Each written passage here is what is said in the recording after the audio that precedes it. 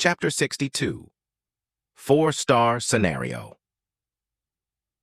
After trying it 3 more times and failing 3 more times, Chen Ge decided to give up. He would continue the research when he was back at his haunted house. To his surprise, when he exited Zhang Ya's personal page, there was another unread alert on the black phone. "Haven't I finished the Bloody Heart mission already?"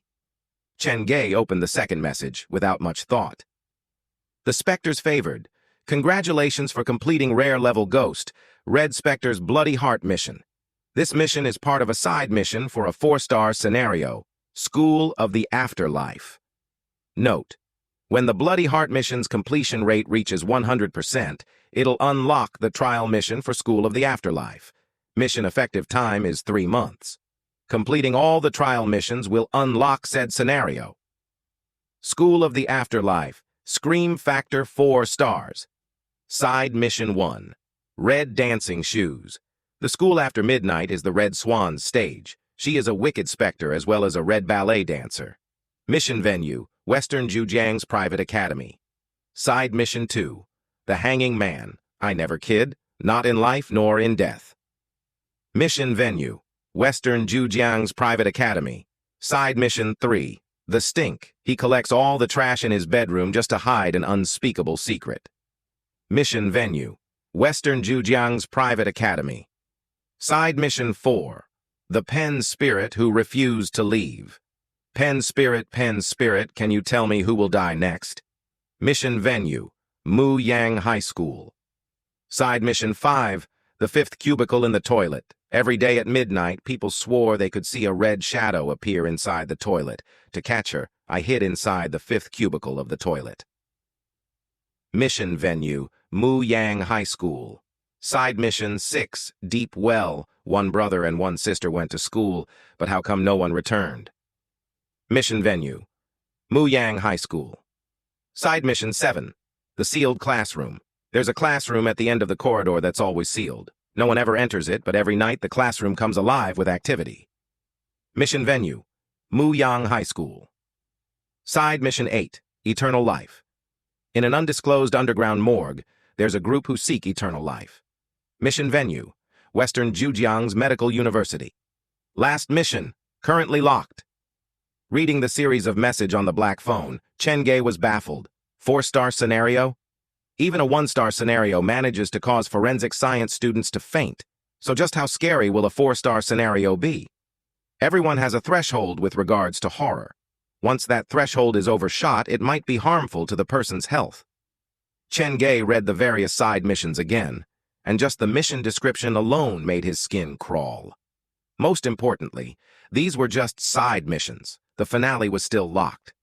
Logically speaking, Chen Ge had to finish the 8 side missions first, before he could unlock the final mission. A 4-star scenario is probably too hard for the current me. Perhaps I'll be able to challenge later, but definitely not now. Chen Ge closed the message and clicked into the Unlockable Scenario tab. Other than the 3rd sick hall and the haunted hearse, there was now an additional School of the Afterlife, but different from the previous 2, this scenario's name was written in blood-red ink. So this one scenario practically collects all the haunted school stories into one. In that case, even after this scenario is unlocked, it probably can't be released to every member of the public. Looking at the scream factor delineation of the various scenarios, a thought bubbled up in Chen Ge's mind. 1-star scenario should be open to anyone, but entrance to scenarios that were 3 stars or above should be limited to those who had survived 1- and 2-star scenarios. In other words, this could be considered a type of visitor protection. The playability of the haunted house will be increased in this manner as well. Those who have visited once may return to challenge a scarier scenario until they perfect every scenario. This means that they will have a different experience every time they visit, and this will definitely boost the popularity of my haunted house. Suddenly, He-san's image appeared in Chen Ge's mind. He was technically the only visitor who had challenged more than one of the haunted house's scenarios. That kid is somewhat of a good luck charm of the haunted house. Perhaps I should invite him again when the new scenario is unlocked. There were many fresh ideas in his mind, like giving additional rewards and certificates after the visitors survived certain levels. This way it would encourage the visitors to break through to challenge scarier scenarios. This makes me feel like some kind of dungeon master. Chen Ge couldn't help but smile. In the future, there would probably be professional teams who came to his haunted house to understand the true meaning of fear. Why are you smiling dumbly to yourself? Looks like you up to some kind of no good. Inspector Lee came out from the room.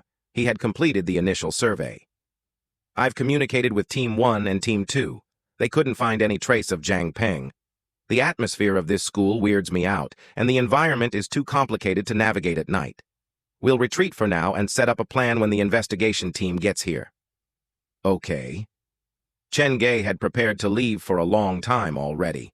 All his reasons for being there had been accomplished. Everyone thus retreated from the school grounds. The police sealed the gate, waiting for aid to arrive. The investigation team finally arrived when dawn came, and they looked as exhausted as Inspector Lee's group. After a simple greeting, Inspector Lee drove Chen Ge home in his car. Yet another sleepless night. Chen Ge finally relaxed when he was sitting in the back seat of the police car. He stretched lazily before lying down on the cushion. "You're the first person that I've come across who can be so comfortable inside a police car," Inspector Lee commented with a degree of dissatisfaction. "By the way, I have a few questions that I haven't had the chance to ask you until now." "Then, don't ask." Chen Ge could already guess the questions. He used his backpack to smother his face and pretend to fall asleep. "Why would you go to Western Zhujiang's private academy at midnight? And how did you know the exact time of death of the girl? This was 4 years ago, and even the forensic doctor wouldn't be able to tell me the time of death without referring to the case file. But you managed to do that. That's just too abnormal." Inspector Lee crawled into the driver's seat and started the engine. "Lucky guesses." Chen Ge turned his body about. "Uncle Sanbao, can you turn the air conditioning on?" "You've dropped all formalities around me, haven't you?" Inspector Lee grumbled as he turned on the air conditioning.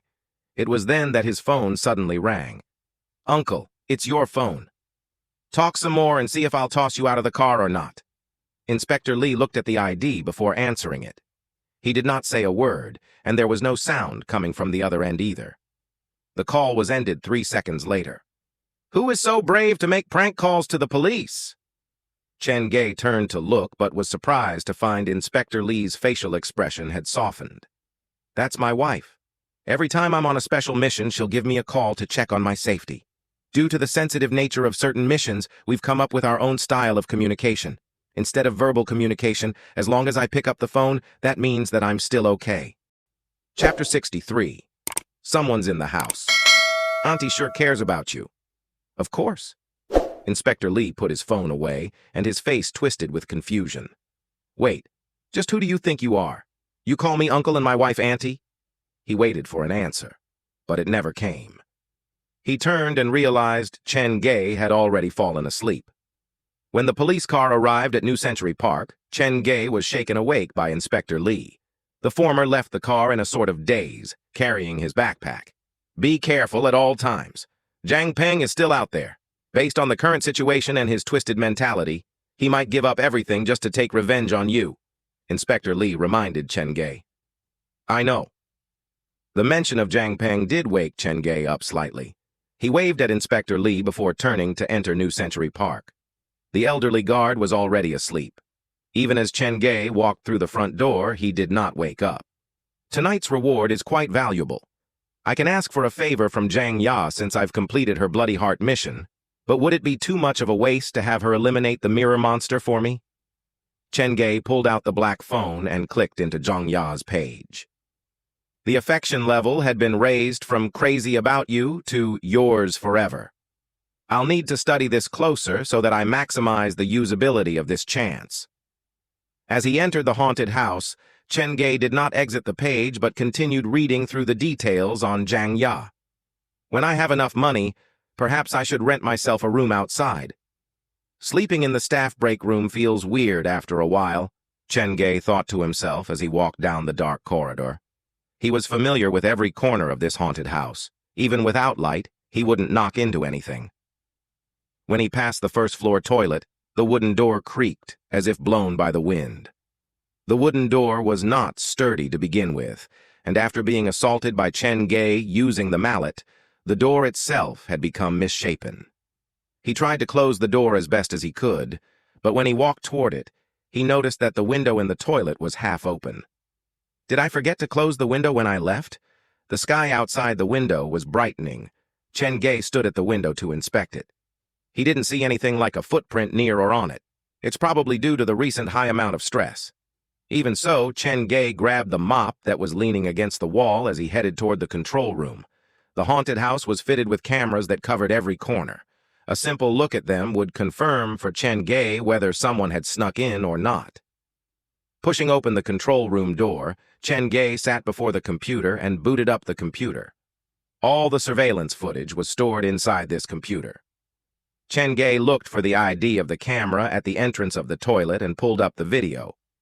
He thought he was being overly cautious, but several minutes later, Chen Ge did discover a strange man on screen. The man had his head lowered and quickly rushed down the corridor once he exited the toilet. Someone did come in. There's another person hiding in this haunted house other than myself. That woke Chen Ge up completely. The man seems to know there's a camera at the entrance of the toilet and knows where he's going. This means that he has probably been inside the building before. There were several cameras installed on the corridor. After the mysterious man disappeared from the camera, Chen Ge searched for the ID of the next camera, which was placed at the corner of the corridor that led to the toilet. On the second video feed, it was shown that the strange man turned into the control room once he raced down the corridor. He headed for the control room directly, probably to destroy the evidence. This man knows the layout of my haunted house very well. There was only one name in Chen Ge's mind, and just as he was about to continue his investigation, he saw himself on screen. The video has rolled on to the present. That's me holding the black phone and the mop as I entered the control room. Wait, this means that the man hasn't left. Just as Chen Ge saw himself on screen, he grabbed the mop next to him and turned around. The locker that was about 2 meters behind him was shoved open, and a man with bloodshot eyes, holding a sharp knife in his hand, jumped out from it. "Jang Pang!" Chen Ge screamed when he saw the man's twisted features. Probably agitated by Chen Ge's voice, Jang Pang charged at him with the knife. Chen Ge calmed down quickly from the initial shock. He opened the room door that was behind him and retreated as he deflected Jang Pang's assault. Even though Jang Pang was handicapped, he fought with the passion of one who did not want his life anymore. The man knew this was the end of the line, and what he wanted now was someone to join him in death. Chen Ge evaded left and right as he moved toward the maintenance room. He looked like he was cornered, but that was part of his plan. Jang Pang had put his life on the line, so escape was out of question. He needed to fight back, but the wooden mop in his hand wouldn't harm Jang Pang, so Chen Ge was reminded of Dr. Skullcracker's iron hammer. Earlier, to avoid an unnecessary misunderstanding with the police, Chen Ge had hidden the hammer inside the maintenance room. The assault intensified. Jang Pang seemed to have seen through Chen Ge's plan. He did not even attempt to avoid Chen Ge's hit as he allowed the wooden mop to smack on his body. His aim was to get close to Chen Ge. Very soon, Chen Ge retreated to the door of the maintenance room. He was biding the time to jump into the room, but before that could happen, he felt an extra weight on his body like he was carrying a boulder. "You're going to die today!" Jang Pang, who had been silent, suddenly cried out. Spirit had returned to the man's eyes, and his knife skill became much more agile. "What's going on? The mirror monster has been controlling Jang Pang until now? So where is the monster now?" Chen Ge could feel his movement slowing down. He used his hand to feel behind him, but he couldn't feel anything. Something pressed hard on his shoulder, causing him to bend over slightly. He turned his head around to look, and a black shadow about the size of an adult man was riding on his back. The mirror monster. Panic flashed across his eyes.